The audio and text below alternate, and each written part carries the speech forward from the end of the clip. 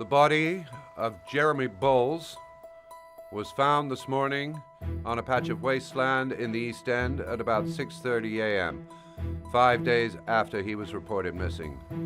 An autopsy will be conducted tomorrow to determine the exact cause of death, but going from first indications, it would seem that he drowned.